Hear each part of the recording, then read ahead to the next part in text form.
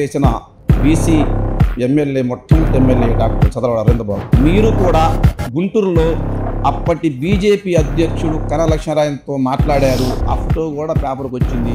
మీరు కూడా బీజేపీ తీర్థం పుచ్చుకుంటాను ప్రచారం జరిగింది. అయితే మీరు ఒక దశలో ఫేస్ టు ఫేస్ చూసుకుందామన్నారు ప్రత్యర్థిని. అంటే నందికొట్కూరు ఫ్యాక్షన్ నేపథ్యం ఇంకా వదలలేదా మిమ్మల్ని? నరసరావుపేట రాజకీయాలు విభిన్నం. ఇక్కడ నిలబడాలంటే జనంలో నుంచి పుట్టాలి. ఇక్కడ జెండా ఎగరేయాలంటే తపస్సు చేయాలి. దశాబ్దాల నరసరావుపేట చరిత్రపై కులమతాల అడ్డుగోడలను చెరిపేసి తెలుగుదేశం జెండాను ఎగరేసిన బీసీ మొట్టమొదటి ఎమ్మెల్యే డాక్టర్ చదలవాడ అరవింద్ బాబు. సార్ నమస్తే అరవింద్ బాబు. నమస్కారం అండి. వామపక్ష నేపథ్యం నుండి వచ్చిన మీరు 2019లో తెలుగుదేశం పార్టీ అభ్యర్థిగా ఎమ్మెల్యేగా నిలబడటం అసలు ఎలా? ఇది ఆశ్చర్యకరంగా లేదా?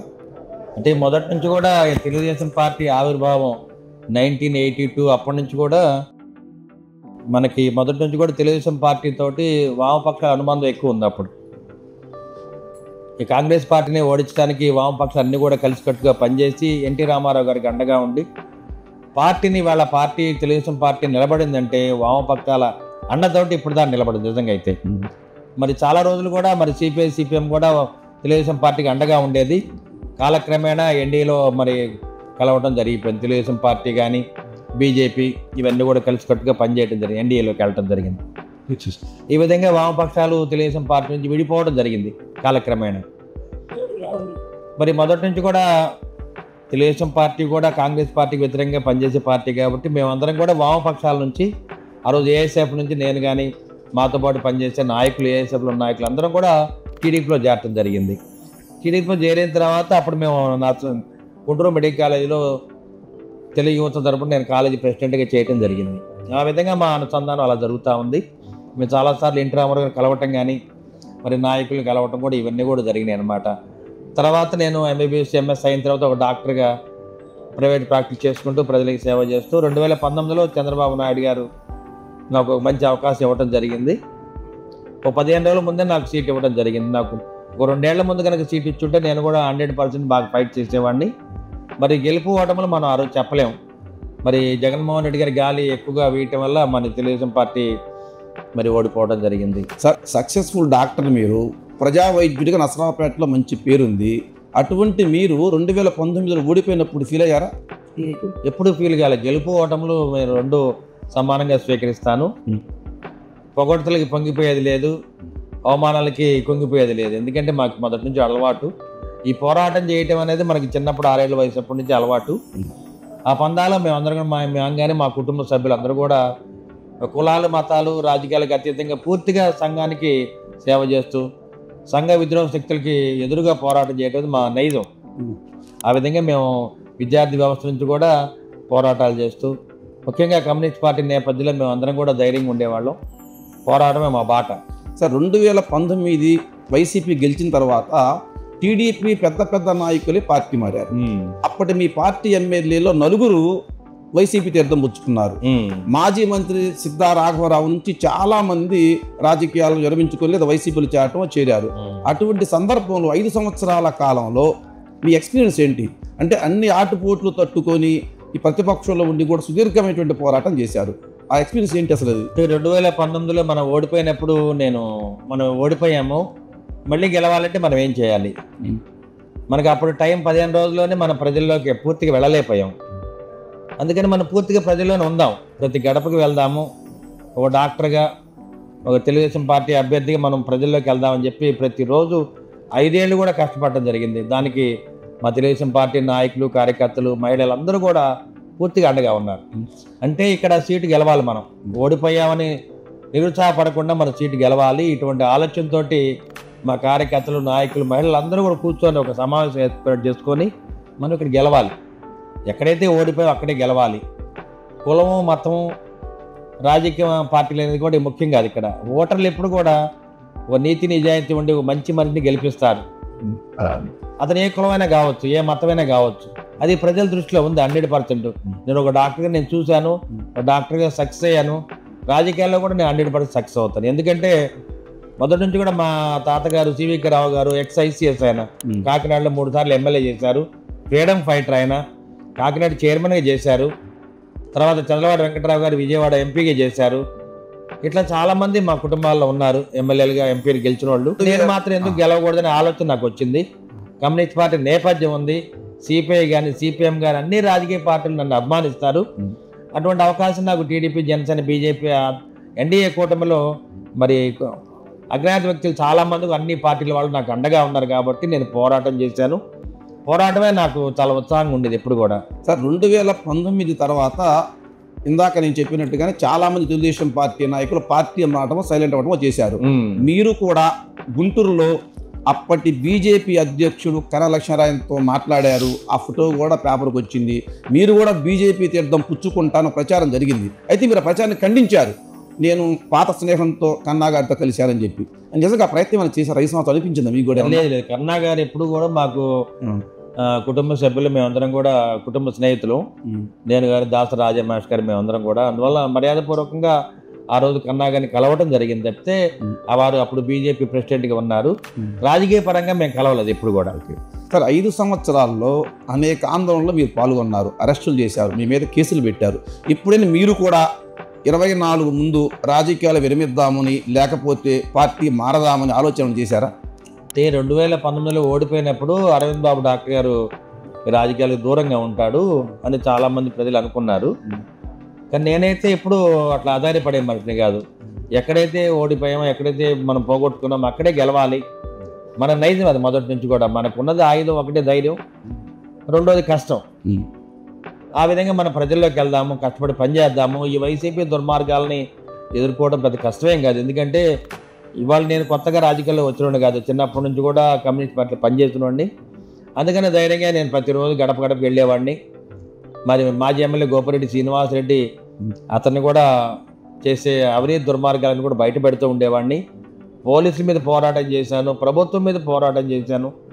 కానీ వైసీపీ ప్రభుత్వం అయితే వాళ్ళ ఎమ్మెల్యేలు కానీ వాళ్ళందరూ కూడా ధనబలం, అధికార బలం, పోలీసు బలంతో వాళ్ళు ఎన్నో దాడులు చేయడం జరిగింది. మా పార్టీ నాయకులు, కార్యకర్తలు, మహిళల మీద ఎన్నో దాడులు చేశారు. అయినా కానీ నేను ధైర్యంగా అన్ని ఎదుర్కొన్నాను.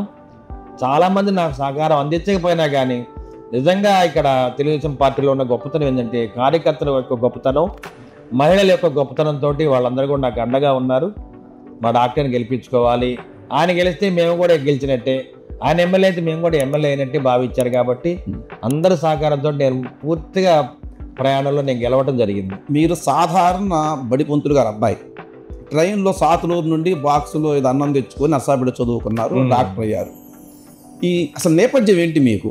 అంటే మాకు 120 సంవత్సరాల చరిత్రలో మా తాతలు నలుగురు అమరావతి దగ్గర నెమలకల్లో ఉండేవాళ్ళు. పూర్తిగా కమ్యూనిస్ట్ పార్టీ నేపథ్యంలో ఉండి వ్యవసాయ కుటుంబంలో ఉన్నాము. ఆ విధంగా కమ్యూనిస్ట్ పార్టీలో ఉంటానే మా చదలవాడ కృష్ణయ్య గారని ఆయన ఆ రోజు పోలీస్ కాల్పులో చనిపోవడం జరిగింది. అదేవిధంగా అక్కడ ఫ్యాక్షన్ రాజకీయాల్లో కూడా మరి మేము కూడా కొన్ని హత్యలు కూడా చేయటం జరిగింది ఆ ఏరియాలో. దాని తర్వాత మేము అక్కడ నుంచి మైగ్రేట్ అయ్యి ఈ సాతులూరు చేరుకోవడం జరిగింది. బతుకు తెరుగు కోసం సాతులూరు వచ్చినప్పుడు ఇక్కడ రమామణమ్మ గారిని ఆమె ల్యాండ్ లాట్ మా నాయనమ్మ, పెద్ద నాయనమ్మ, తలా 4 ఎకరాల పొలం ఇచ్చి సాగు చేసుకోమని చెప్పింది. ఆ విధంగా సాగు చేసుకుంటూ మేము సాతులూరులోనే నివాసం ఉండటం జరిగింది. దాని తర్వాత మళ్ళీ అక్కడి నుంచి మేము కర్నూలు జిల్లా నందికొట్కూరు వెళ్ళటం జరిగింది వ్యవసాయం చేసుకోవడానికి. అక్కడ కూడా ఫ్యాక్షన్ రాజకీయాలు ఎక్కువైనప్పుడు ఆ రాజకీయాల్లో మేము కూడా ఇరుక్కొని అక్కడ కూడా కొన్ని హత్యలు మేము చేయడం జరిగింది.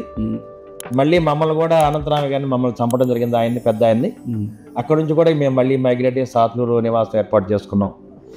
అంటే పోరాటాలు చేసాము, కష్టాలు పడ్డాము, నష్టపోయాము అన్ని విధాల.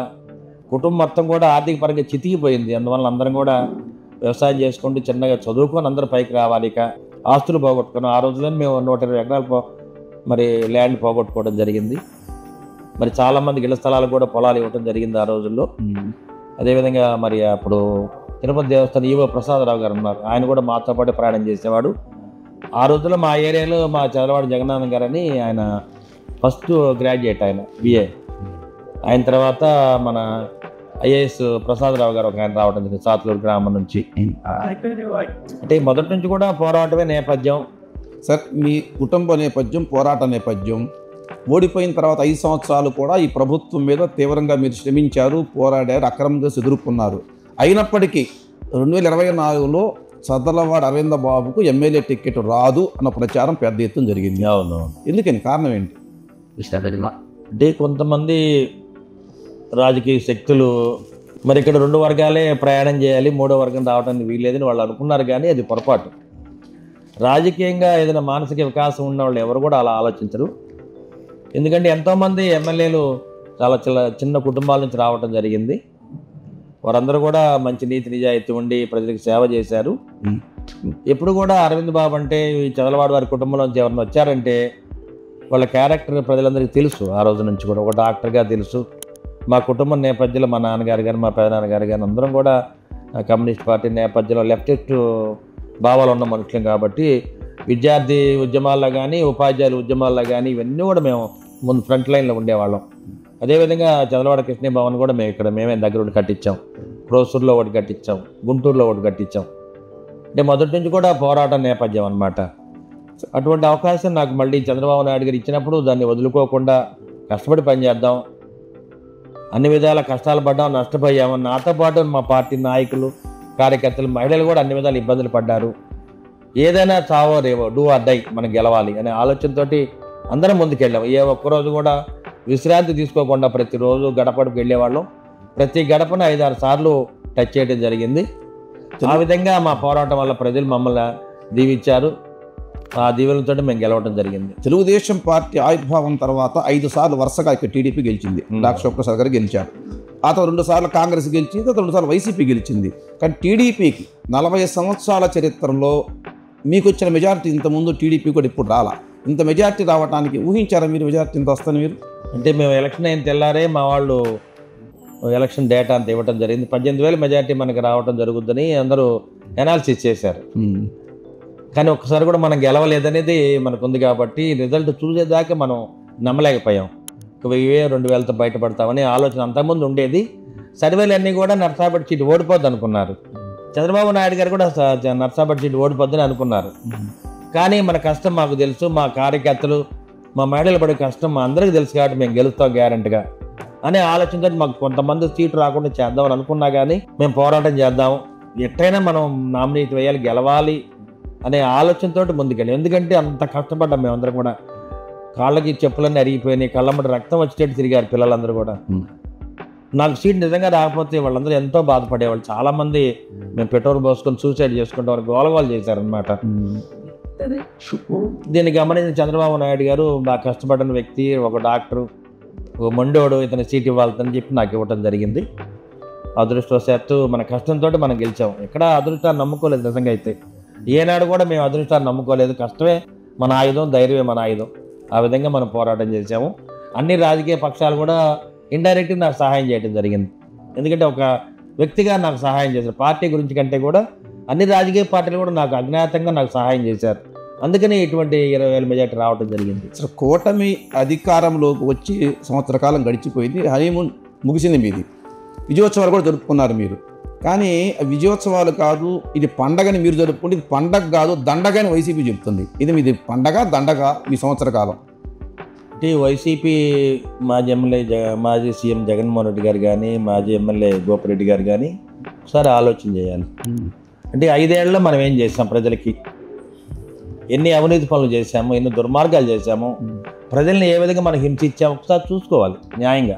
మరి కొన్ని వేల మంది మీద అక్రమంగా కేసులు పెట్టారు, ఎక్సైజ్ కేసులు పెట్టారు, గంజాయి కేసు పెట్టారు, గుట్కా కేసులు పెట్టారు, రేప్ కేసులు పెట్టారు, చివరికి ఎస్టీఎస్ కేసులు కూడా పెట్టడం జరిగింది. ఒకసారి ఆలోచన చేసుకోమనండి.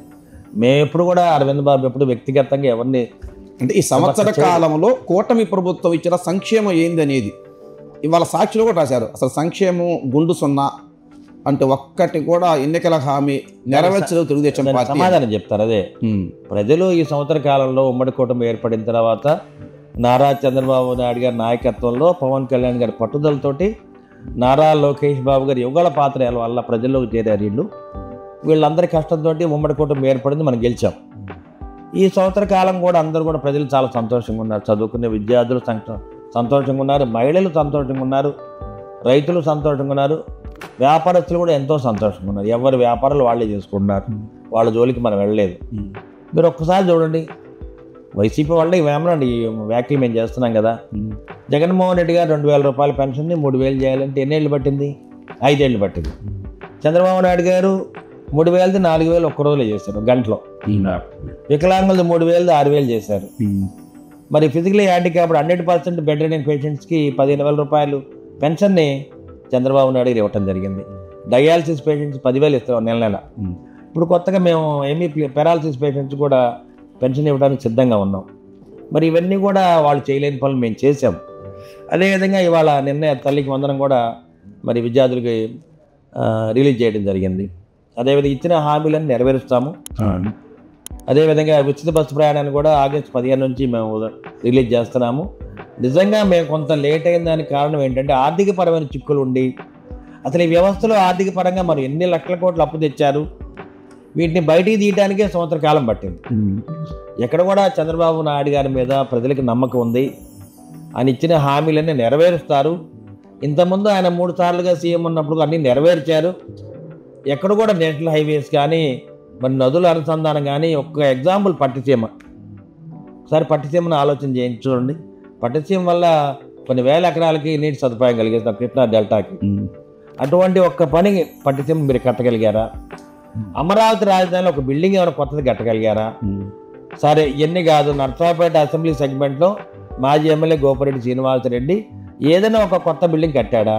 టీడీపీ హయాంలో ఉన్న బిల్డింగ్లు అన్ని షాదీఖానా కానీ, టౌన్ హాల్ కానీ, స్టేడియం కానీ, ఇప్పుడున్న కలెక్టర్ బిల్డింగ్ కానీ, ఎస్పీ బిల్డింగ్ కానీ, మరి జిల్లా హాస్పిటల్ కానీ, ఇవన్నీ కూడా ఎవరు కట్టారు చెప్పండి? అభివృద్ధి అనేది ఒక రోజులో రాదు. మన మనసును బట్టి ఒక మంచి నాయకుడు ఉన్నప్పుడు అన్ని అభివృద్ధి చెందుతూ శరవేగంతో వెళ్తాయి. ఒక్కటే నేను అడుగుతున్నా, వైసీపీ ప్రభుత్వం ఉన్నప్పుడు రైతులకి కాలువలు, right canal, Nagarjuna right canal ఎప్పుడన్నా కాలువలు శుభ్రం చేశారా? జంగిల్ కటింగ్ చేశారా? ఇవాళ చూడండి కాలువలన్నీ. చంద్రబాబు నాయుడు గారు వచ్చిన తర్వాత శరవేగంతో రైతులకు అండగా ఉండడానికి సాగునీరు కోసం కాలువలన్నీ బాగు చేస్తున్నారు. ఈ పని మీరు ఎప్పుడు కూడా చేయలేదు. మీరు ఒకసారి ఆలోచన చేయండి. నేను చెప్పిన దాంట్లో ఎప్పుడూ పొరపాటు ఉండదు, ఎప్పుడూ నేను తప్పు చెప్పను. ఒకసారి మీరు ఆలోచన చేసుకుని మనం చేసామా ఈ పనులన్నీ? అరవింద్ బాబు చెప్పే పనులన్నీ మనం చేసామా? చేయలేదు. మీరు మున్సిపాలిటీలో కూడా కాలువలు పొడికి కూడా తీయలేదు, రోడ్లు మరమ్మతు చేయలేదు, కనీసం 2 పూట మంచినీళ్ళు ఇవ్వడానికి మీకు అవకాశం లేదు. 1 పూటే మంచినీళ్ళు ఇచ్చారు. కానీ వాళ్ళ చూడండి నగరికల్ ట్యాంక్ ఏ విధంగా ఉంది, ఎంతో చక్కగా ఉంది. ఈ సంవత్సర కాలంలో అరవింద బాబు మార్క్ పాలన అంటే ఏమని చెప్తారా? నేను ఒకటే, ఒక ఎమ్మెల్యే కంటే కూడా సామాన్యమైన కార్యకర్తలాగా ప్రతిపక్షంలో ఏ విధంగా ఉన్నాను ఇప్పుడు కూడా అదే విధంగా ఉన్నాను. చాలామంది అనుకుంటారు మా డాక్టర్ అనుకుంటారు, ఎమ్మెల్యేగా ఎప్పుడు నా దగ్గరికి రారు. నేను ఒక నాయకుడిని, వాళ్ళతో పాటు కలిసి తిరుగుతుంటాను. ప్రతి పని కాలంలో పూడి తీయటం కానీ, పలుగు పారా చేతపట్టి ప్రజల్లోకి వెళ్తాను. నా ఉద్దేశం మొత్తం కూడా మనం ప్రజలు డైరెక్ట్గా మన దగ్గరికి రావాలి. మధ్యలో దళారీ వ్యవస్థ ఎవరు ఉండటానికి వీల్లేదు. నాయకులు, నేను అనుసంధానం చేసుకుని కార్యకర్తలతోటి మనం ప్రతి కార్యక్రమం చేస్తూ ఉన్నాము. నిన్న మీరు చూసారు విజయోత్సవ ర్యాలీ. మేము ప్రతిపక్షంలో ఉన్నప్పుడు ఏ విధంగా జనం వచ్చారు, నామినేషన్కి వెళ్ళడానికి ఏ విధంగా జనం వచ్చారు, అదేవిధంగా నిన్న రావడం జరిగింది. ఇదంతా కూడా స్వచ్ఛందంగా వాళ్ళే వచ్చారు పాపం. అంటే నాయకుడి మీద అభిమానం ఇంకా ఉంది వాళ్ళ మీద, నాయకుడి మీద. మా మీద అభిమానం ఎప్పుడు తగ్గలేదు. నాకు కూడా కార్యకర్తలు, నాయకుడి మీద అభిమానం ఎప్పుడు తగ్గలేదు, తగ్గదు కూడా. మీరు అప్పటి ఎమ్మెల్యే గోపిరెడ్డి శ్రీనివాసరెడ్డి మీద చాలా ఆరోపణ చేశారు, రియల్ ఎస్టేట్ గురించి, ఈ వెంచర్ల గురించి. ఇలా ఏంటి ఇప్పుడు పరిస్థితి? వాటి మీద ఏమన్నా చర్యలు తీసుకునే అవకాశం ఉందా? మేము ఏదైతే మాజీ ఎమ్మెల్యే గోపిరెడ్డి శ్రీనివాసరెడ్డి మీద అవినీతి దుర్మార్గం మీద పోరాటం చేసామో వాటన్నిటి కూడా వెలికి తీస్తున్నాం. చింతలపాలెం దగ్గర 18 ఎకరాలు ఆక్యుపై చేసుకుందామని వాళ్ళు ఆలోచన చేసినప్పుడు మేము కోర్టులో స్టేజ్ ఇచ్చాము. దీన్ని మళ్ళీ ఇప్పుడు ఆర్డీఓ గారు, కలెక్టర్ ద్వారా దాన్ని మళ్ళీ పేద ప్రజలకి ఇళ్ల స్థలాలు కానీ, మరి పేద రైతులు సాగు చేసుకోవడానికి వీలుగా వాటిని కల్పిస్తున్నాం. గోగులపాడు దగ్గర కూడా అట్లానే ఒక 10 ఎకరాల పొలాన్ని మేము స్టేజ్ తీసుకురావడం జరిగింది. ఇవన్నీ వీళ్ళు కబ్జా చేసుకుందాం ప్రయత్నం చేసినప్పుడు మేము ఆపామన్నీ. అదేవిధంగా మనం ఇవాళ చూస్తే మరి సాయి బాలాజీ సిటీ వెంచర్లో 46 ఎకరాలు గవర్నమెంట్ భూమిని వాళ్ళు ఆక్రమించారు. దాన్ని కూడా ఆర్డీఓ గారు వీళ్ళకి తీశారు. తప్పనిసరిగా ప్రతి దాని మీద విచారణ జరుగుద్ది. 100% ఎంక్వైరీ ఉంటుంది. ఏదైతే మేము ఆ రోజు ఆరోపణలు చేసామో వాటన్నిటి కూడా వెలికి తీస్తున్నాం. ఇవాళ గోపిరెడ్డి శ్రీనివాసరెడ్డి మాజీ ఎమ్మెల్యేని కానీ ఎవరిని కూడా మేము వదిలిపెట్టాం. కానీ ఒకటే గుర్తుపెట్టుకోవాలి, వాళ్ళు ఉన్న 5 ఏళ్ళు కూడా అక్రమంగా టీడీపీ నాయకులు, బీజేపీ, జనతా మీద అక్రమంగా కేసులు పెట్టారు. ఎలక్షన్ రోజు పెట్టారు. కానీ మేము 5 ఏళ్లలో కూడా టీడీపీ, జనసేన, బీజేపీని ఏ విధంగా చూసుకుంటున్నామో వైసీపీలో ఉన్న కార్యకర్తలు, నాయకులను కూడా ఎక్కడా మేము వేధింపు చర్యలు చేయలేదు. వైసీపీ వాళ్ళ ఆరోపణ ఏంటంటే అరవింద బాబే కబ్జాదారుడు, ఆయన అవినీతి పరుడు అనేది వైసీపీ వాళ్ళ వాదన. నిజమేనది? వాళ్ళు అన్నట్టు కూడా నిజంగా నాకు అంత తెలివితేటలు వాళ్ళే నేర్పాలి ఇక నెక్స్ట్. ఎందుకంటే మాకు అంత తెలివితేటలు లేవు. ఇవాళ అన్ని విధాల అన్ని ఆస్తులు పోగొట్టుకొని మా ఎమ్మెల్యే గెలిచాము. అయినా కానీ ఎక్కడ అవినీతి పనులు దుర్మార్గాలు చేసే మనుషులు కాదు. నేను చేస్తున్నా కానీ మా కార్యకర్తల నాయకులు నన్ను ఏలి చూపిస్తారు, నన్ను ఆపుతారు. అటువంటి చర్యలు ఇప్పుడు చేయము. ప్రతిదీ ఓపెన్గా ఉంటుంది. ఇవాళ ఏ కాంట్రాక్ట్ చేసినా మా నాయకులు చేసుకుంటున్నారు. అందరూ కూడా కలిసికట్టుగా కాలువలు జంగిల్ కటింగ్ చేసినా కానీ రోడ్లు వేసుకున్న అందరు నాయకులు కలిసికట్టుగా పనిచేసుకుంటున్నారు. ఎక్కడ కూడా అరవింద్ బాబు మీద అవినీతి ఆరోపణలు కావాలని పుట్టించినవి కానీ వాళ్ళు కానీ వైసీపీ వాళ్ళు కానీ లేకపోతే మీడియా వాళ్ళతో కొంతమంది కలిసి ఈ ఆరోపణలు చేయటమే కానీ నేనైతే ఆర్థిక పరంగా నా పరిస్థితి మా కార్యకర్తల నాయకులు పూర్తిగా ఓపెన్ బుక్ అన్నమాట నాది. నేను ఒక డాక్టర్గా పొద్దున్న 4 లేస్తాను, ప్రజల్లో ఉంటాను, ఇప్పుడు రాత్రి 12 దాకా ఉంటాను. 5 ఏళ్ళు కష్టపడ్డాం, ఇప్పుడు అదే పందాలో మనం ముందుకు వెళ్తున్నాం. కానీ మా నాయకులు కార్యకర్తలు మహిళలు కూడా ఎప్పుడు కూడా విసుకోవట్లే పాపం. ఏది డాక్టర్ ఇంకా ఎప్పుడు ఇదే కష్టపడితే ఎలా అని. బీజేపీ వాళ్ళు మనతో అండగా ఉన్నారు. రంగిశెట్టి రామకృష్ణ గారు ఎలక్షన్ రోజు కూడా ఆయన పోరాటం చేసి దాని మీద కేసులు పెడితే 15 రోజులు జైల్లో ఉన్నారు. అట్లానే జనసేన మహిళలు కానీ అందరూ కూడా మాతో అండగా ఉన్నారు. సరే, మీరు సౌమ్యుడిగా పేరుంది, ఎందుకు ఆ దశలో ప్రత్యర్థి గోపిరెడ్డి ఉద్దేశించి నాలెగ్గోస్తా అన్నారు మీరు? నేను సౌమ్యుడు నేను కాదు ఎప్పుడు కూడా. అదే ఇందాక నందికొట్కూరు ఫ్యాక్షన్ మా నేపథ్యం మీకు తెలుసు. మేము అనుకున్నాం సౌమ్యుడు సౌమ్యుడే కాదు, సౌమ్యుడిగా ఉంటాము. ప్రతిరోజు గంటకి ఎవరిని తిడతాం అవి మనకి అలవాటు లేదు. ఎప్పుడు కూడా చుట్టూ ఉన్న మన నాయకుల్ని కార్యకర్తల్ని మన దగ్గర పనిచేసే వాళ్ళని కాపాడుకునే బాధ్యత నాది. ఈ మాజీ ఎమ్మెల్యే గోపిరెడ్డి శ్రీనివాసరెడ్డి ఏం చేశా అంటే ఊరికి అనవసరం కదిలించుకొని తన్నించుకున్నాడు అంతే. ఇప్పుడు మేమైతే గోపిరెడ్డి శ్రీనివాసరెడ్డి మీద అక్రమంగా ఏ వ్యాఖ్యలు చేయలేదు. అనవసరంగా వ్యాఖ్యలు చేసేవాళ్ళు 4 తెగ్గొస్తా అని చెప్పాను. ఎందుకంటే అది మా నైజం. మా జోలికి వచ్చి మమ్మల్ని టచ్ చేస్తే మేమైతే ఊరుకోం. ఈ ఎలక్షన్ రోజు మేమేం చేసాం మీరు చూడండి ఒకసారి. ఎక్కడ కూడా భయపడలేదు, అన్ని విధాలు మేము ఎదుర్కొన్నాము. అందుకని మాకు అంత మెజార్టీ వచ్చింది. ఒకటే నేను అడిగేది, మాకైతే రైతు సోదరులు, రైతు బిడ్డలు, వర్కింగ్ క్లాస్ పీపుల్ అందరూ కూడా మాకు అండగా ఉన్నారు. ఇప్పటికి కూడా అండగానే ఉన్నారు, ఎప్పుడు అండగా ఉంటారు. నేనైతే వాళ్ళని ఎప్పుడు వదిలిపెట్టలేదు. వాళ్ళ కష్టాల్లో వాళ్ళ నష్టాల్లో చిన్న కార్యక్రమాలను మేము అటెండ్ అవుతుంటాను. వాళ్ళకి ఆర్థిక పరంగా సాంఘిక పరంగా నేను పూర్తిగా అండగా ఉంటాను. నేను కానీ మా నాయకులు అందరం కూడా ఒక కాలేజీ సీట్ ఇప్పించాలన్నా, ఆర్థిక పరంగా మనం అండగా ఉండాలన్నా ఎక్కడ కూడా వెనకాడేది లేదు. పార్టీ ఆఫీస్తో పని లేకుండానే ఇక్కడే మేము అందరం కూడా అండగా ఉంటాం. ఎందుకంటే మరి చాలామంది మన నాయకులు చనిపోయినప్పుడు ఆర్థిక పరంగా అండగా ఉన్నాము. ఇంకా కొంతమంది నాయకులు వాళ్ళకు కూడా అండగా ఉండాలి. మేము ఆ కార్యక్రమాన్ని చేయడానికి మా పార్టీ సెంటర్ నాయకత్వం సిద్ధంగా ఉంది. మీరు చూశారు మా నాయకులు చాలామంది కూడా. ఆ రోజు కరోనా టైంలో మరి కొల్లి బ్రహ్మయ్య గారు దాదాపు 40,000 మందికి నిత్యావసర వస్తువులు బియ్యం కూడా సప్లై చేశారు. ఇవన్నీ కూడా మన రైతుల సహకారంతో చేశాం. అదేవిధంగా దాదాపు 2 కరోనా వేవ్స్లో కూడా ₹1 కోటి ఖర్చు పెట్టాం. ఎక్కడ కూడా మేము ప్రతిరోజు కూడా ప్రతిపక్షంలో ఉన్న అధికార పక్షంలో ఉన్న పేద ప్రజలకు అండగా ఉన్నాము. పార్టీలు అతీతంగా టీడీపీ కావచ్చు, జనసేన, బీజేపీ కావచ్చు, వైసీపీ వాళ్ళకు కూడా మేము అండగానే ఉంటామని చెబుతున్నాం. ఇది నాకు గుర్తుంది, మీరు కరోనా టైంలో అన్న క్యాంటీన్లు ఓపెన్ చేస్తే ఆ ఖర్చు నేను పెట్టుకుంటామని అన్నారు. మీరు 3 అన్న క్యాంటీన్లు మూత వేశారు, ఓపెన్ చేస్తే నేను ఖర్చు పెట్టుకుంటాను. అయితే మీరు ఒక దశలో ఫేస్ టు ఫేస్ చూసుకుందాం అన్నారు ప్రత్యర్థిని. అంటే నందికొట్కూరు ఫ్యాక్షన్ నేపథ్యం ఇంకా వదలలేదా మిమ్మల్ని? ఇంకా ఉందనుకోవాలా మీరు ఆ ఫ్యాక్షన్ నేపథ్యం? ఈ మాకు అరవింద్ బాబు అంటే ఒక ఫైర్ ఉన్న మనిషి. ఫైర్ అనేది బయటికి కనపడదు, చాలామందికి తెలియదు అది. ఎందుకంటే మా నేపథ్యం అనేది ఇప్పుడు మీలాంటి లెఫ్టిస్ట్ భావాలు ఉన్న వాళ్ళకి మా నేపథ్యం తెలుసు. అది ఓపెన్గా మనం చెప్పుకునేది కాదు. మన డబ్బా మనం కొట్టుకోవడం అవసరం లేదు. కానీ మనం ఏంటంటే ఒక రైతు బిడ్డ, రైతు కుటుంబం నుంచి వచ్చాము. కులాలు మతాలకు అతీతంగా మనం పెరిగాము. మా కుటుంబంలోనే దాదాపు 14 కులాలు ఉన్నాయి, మతాలు కూడా ఉన్నాయి. క్రిస్టియన్ మతం ఉంది, ముస్లిం మతాలు చాలామంది ఉన్నారు. మాకే అసలు వీటితో మేము పెరగలేదు. మేము పెరిగింది మానవత్వంతో, ఒక నీతి నిజాయితీతో పెరిగాము. కులం కాదు మన గుణం కావాలని చెప్పాము, మానవత్వం కాదు, మతం కాదు మానవత్వం కావాలని చెప్పాము. ఈ విధంగా నేపథ్యంలో మనం ప్రయాణం చేసాము. చాలామంది ఏంటంటే అరవింద్ బాబు చాలా సున్నితంగా ఉంటాడు, మంచివాడు అనుకుంటారు. మంచివాడిని, సున్నితంగానే ఉంటా. కానీ మా కార్యకర్తలు కానీ, మా నాయకుల దగ్గరికి కానీ, మా మహిళలు కానీ ఎవరిని కించపరిచే వ్యాఖ్యలు చేస్తే మాత్రం వాళ్ళని మాత్రం వదిలిపెట్టే ప్రసక్తే లేదు. నేను ఒకటే చెప్పా కిరాయి గుండాలకు కూడా, అదే కిరాయి గుండాలు మీరందరూ కూడా మాజీ ఎమ్మెల్యే గోపిరెడ్డి శ్రీనివాసరెడ్డి వల్ల కొన్ని కుటుంబాలు నష్టపోయినాయి. మీ అందరూ కూడా ఆదుకుంటాం మేము, చాలామంది కూడా ఆదుకున్నాం మేము. ఎందుకంటే వాళ్ళ పార్టీ వేరైనా కానీ తెలియక పొరపాటు చేశారు, వాళ్ళని కాపాడుకునే బాధ్యత మనం తీసుకుందామని ఆ రోజు చంద్రబాబు నాయుడు గారు ఒక పిలుపుని ఇచ్చినప్పుడు మేము దాన్నే ఫాలో అయ్యాం. ఇప్పటికి కూడా మేము వైసీపీ నాయకులని కార్యకర్తలు ఎక్కడ కూడా ఇబ్బంది పెట్టలే. సార్ మీరు ఎట్లా ఇంట్లో చాలా కులాలు మతాలు ఉన్నాయన్నారు కాబట్టి వైసీపీ వాళ్ళు జనరల్గా మీ కూటమి పాలన మీద అనే వాళ్ళు చెప్పే మాట ఏమంటే ఈ రాష్ట్రంలో ఈ సంవత్సర కాలంలో మహిళల మీద దళితుల మీద కూటమి ప్రభుత్వం దాడులు చేస్తుంది అనేది నిజమేనది? అది పొరపాటు అండి. ఎందుకంటే తెలుగుదేశం పార్టీ ఎప్పుడూ ఎస్టీ ఎస్సీ బీసీ మైనారిటీ వర్గాలన్నింటికి కూడా అండగా ఉంటుంది. బీసీ వర్గాలకి వాళ్ళు 5 ఏళ్ల పరిపాలనలో వాళ్ళు ఎన్ని దుర్మార్గాలు చేశారో ఒకసారి ఆలోచన చేయండి. డాక్టర్ సుధాకర్ ఉన్నారు వైజాగ్లో, పాపాన్ని అన్యాయంగా చంపారు. అతన్ని వేధించి మానసిక వ్యాధితోటి రోడ్డు మీద చనిపోవడం జరిగింది. ఇది చివరికి కరోనా మాస్క్ ఇవ్వలేదని ఎంత దుర్మార్గంగా వేధించారు చెప్పండి.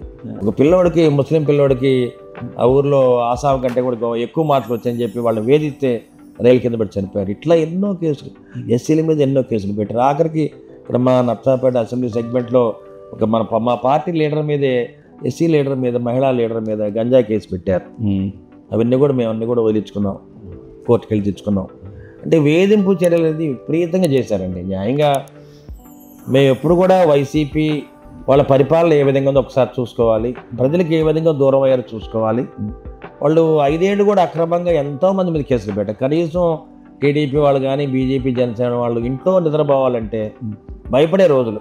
కానీ వైసీపీ వాళ్ళు చెప్పే మాట ఏమంటే కూటమి ప్రభుత్వం రెడ్ బుక్ రాజ్యాంగం నడుపుతుంది ఈ రాష్ట్రం అనేది. న్యాయంగా అయితే ఎవరైతే తప్పులు చేశారో వాటిని రెడ్ బుక్లో నోట్ చేసుకోవడం జరిగింది. దాని మీద చట్టపరంగా చర్యలు తీసుకుంటున్నాము. వీళ్ళలాగా మరి అనైతికంగా ప్రజాస్వామ్యాన్ని కాలు రాస్తూ మరి ఇళ్ల మీద పడి పోలీసులు దాడులు చేయటం, ఎక్సైజ్ కేసులు పెట్టడం, గంజాయి కేసు పెట్టడం, ఎవరైతే పొలిటికల్గా యాక్టివ్ ఉన్నారో వాళ్ళ మీద కేసులు పెట్టిన వ్యవస్థ ఈ ఉమ్మడి కుటుంబంలో లేదు. చంద్రబాబు నాయుడు గారు ముఖ్యమంత్రిగా, పవన్ కళ్యాణ్ గారు డిప్యూటీ సీఎంగా, అదేవిధంగా నారా లోకేష్ బాబు గారు కానీ మరి బీజేపీ అందరం కూడా కలిసికట్టుగా ప్రజలకి న్యాయం చేద్దాము, అమరావతిని కడదాము, పోలవరాన్ని నిర్మించుకుందామనే ఆలోచించడం మనం ముందుకెళ్తున్నాం. మీరు చూశారు కదా మొన్న ఈ సంవత్సర కాలం అంతా ఎంతో ప్రశాంతంగా ఉంది. ఈ ప్రశాంతం తొలగించాలి, అశాంతి రేపించాలి, కులాలు మతాల మధ్యలో గొడవలు పెట్టాలి. అందుకని అమరావతి మీద వ్యాఖ్యలు చేయడం జరిగింది ఆ రాజనేతలు కృష్ణరాజు. ఇది చాలా తప్పు. ఎందుకంటే మహిళలు కష్టపడ్డారు, మహిళలు పోరాటం చేస్తే ఇవాళ ఉమ్మడి కుటుంబం ఏర్పడింది. ఇవాళ ఉమ్మడి కూటమి మొత్తం కూడా ప్రభుత్వం అనేది ఇవాళ మహిళా విజయం ఇది. అందుకని ఈ విజయం మొత్తం కూడా మహిళలకి అంకితం చేయడం జరిగింది చంద్రబాబు నాయుడు గారు. ఈ వైసీపీ వాళ్ళు ఇప్పుడు కూడా తీరు మారలేదు, దుర్మార్గంగా ఆలోచిస్తున్నారు, ఇంకా అవినీతి పనులు చేయడానికి సిద్ధంగా ఉన్నారు. వాళ్ళు ప్రతి గ్రామంలో, ప్రతి పట్టణంలో అశాంతి రేకెల్పి గొడవలు రేపెడదాము, ఈ టీడీపీ ఉమ్మడి కుటుంబం భయపెడదామని ఆలోచనలు ఉన్నారు తప్పితే ఇక్కడ ఎవరు భయపడేవాళ్ళు లేరు. ప్రతిపక్షంలో ఉన్నప్పుడు మీ ప్రభుత్వం ఉన్నా కానీ ఎవరు మేము భయపడలేదు, ఇప్పుడు భయపడేది లేదు. ప్రతి వ్యవస్థని కాపాడుకునే బాధ్యత చంద్రబాబు నాయుడు గారు తీసుకుంటారు, పవన్ కళ్యాణ్ గారు తీసుకుంటారు, నరేంద్ర మోడీ గారు తీసుకుంటారు.